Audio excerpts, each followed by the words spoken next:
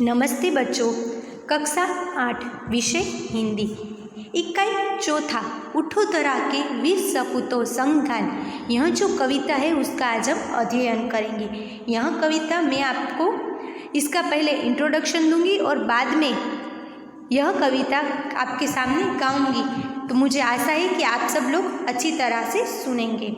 यह कविता जो है वह द्वारिका प्रसाद माहेश्वरी ने लिखी है। अब यह द्वारिका प्रसाद माहेश्वरी का हम थोड़ी बहुत माहिती जानते हैं। द्वारिका प्रसाद माहेश्वरी का जन्म 1 दिसंबर 1916 को रोहता, आगरा, उत्तर प्रदेश में हुआ था। 29 अगस्त 1998 में उनकी मृत्यु हुई थी। उनकी 6 काव्य संग्रह और 2 खंड काव्य, 26 बाल साहित्य, 3 कहानी संग्रह तथा अन्य साहित्य भी प्रकाशित है। इतना ऊंचा उठो, उठो धरा के अमर सपूतों, कौन सिखाता है चिड़ियों को, चंदा मामा आ, पुनः नया निर्माण करो, माँ यह वसंत ऋतु, हम सब सुमन एक उपवन की उनकी प्रसिद्ध कृतियाँ हैं। इस कविता में हमारे देश को आज़ादी दिलाने में कितने अमर सपूतों का हाथ है उसके बारे में यह जानकारी है। तो यह आप लोग अच्छी तरह से सुनना कि इस कविता में क्या दिया गया है।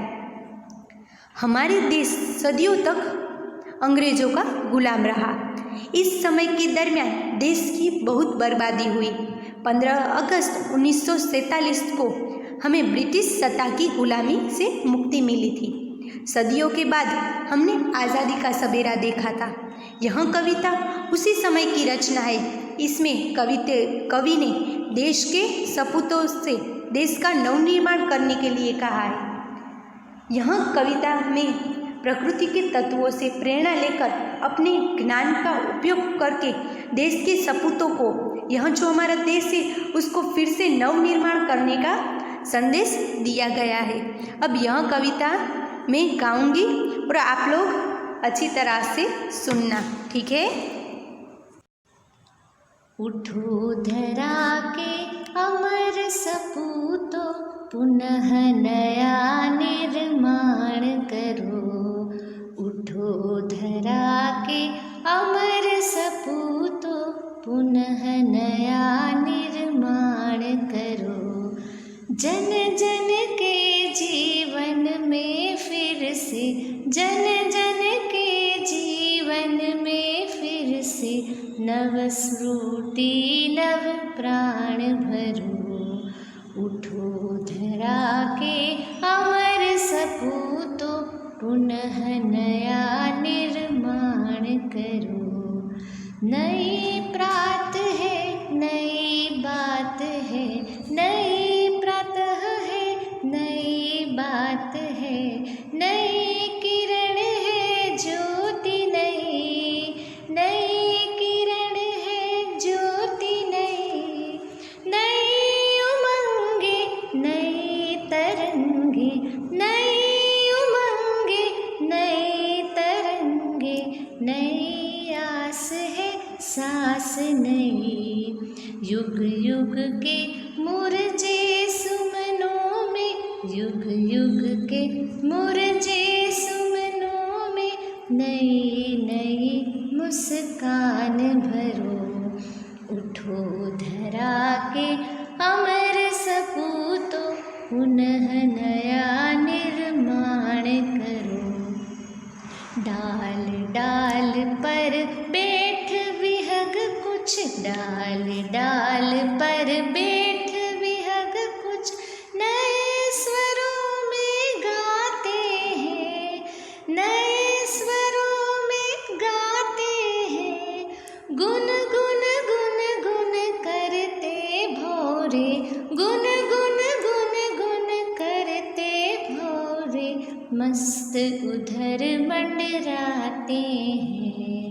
नवयुग की नूतन वीणा में, नवयुग की नूतन वीणा में नया राग नव गान भरो। उठो धरा के अमर सपूतों, पुनः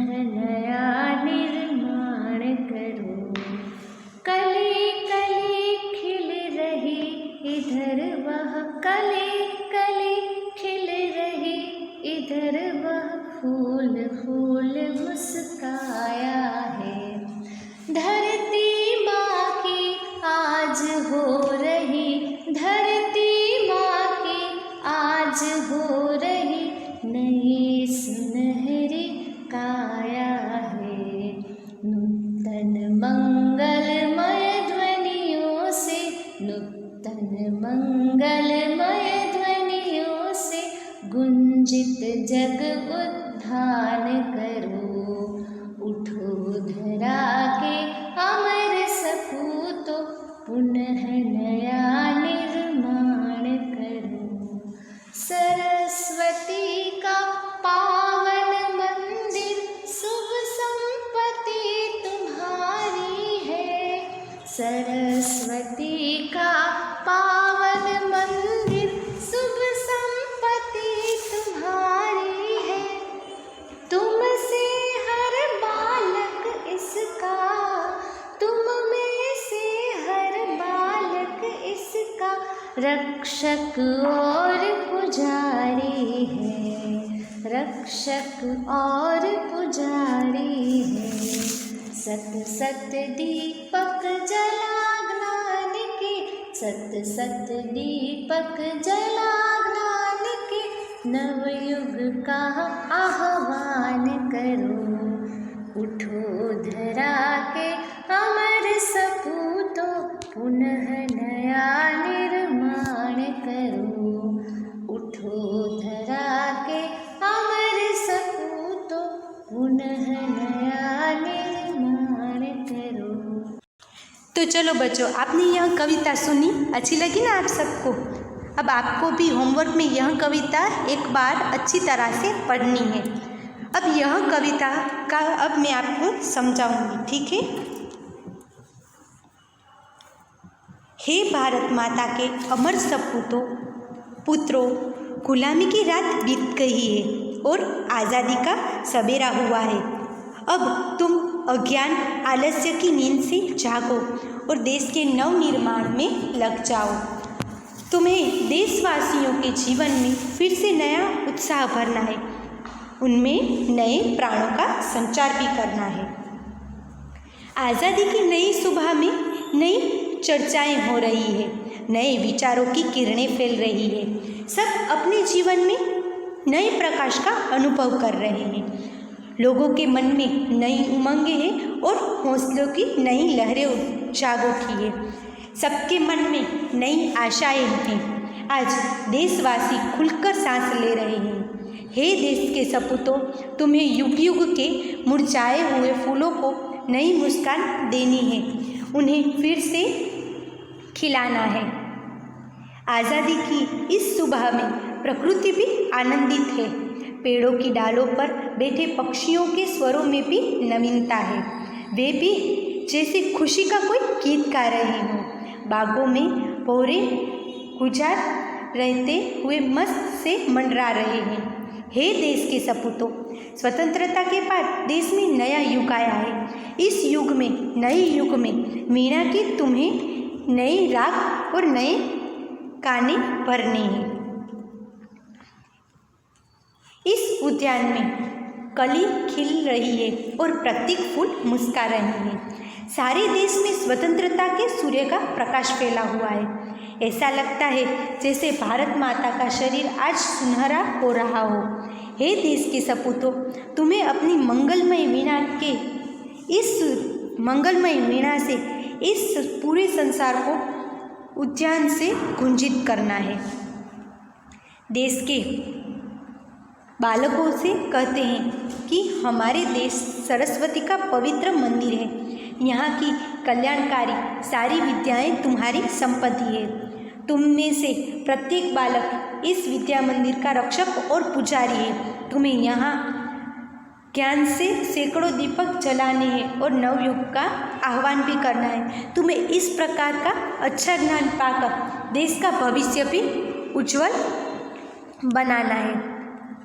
तो चलो बच्चों, यह कविता में हमें क्या सीख मिलती है? यह कविता में हमें यह सीख मिलती है कि हमें हमारे देश को फिर से नवनिर्माण करना है।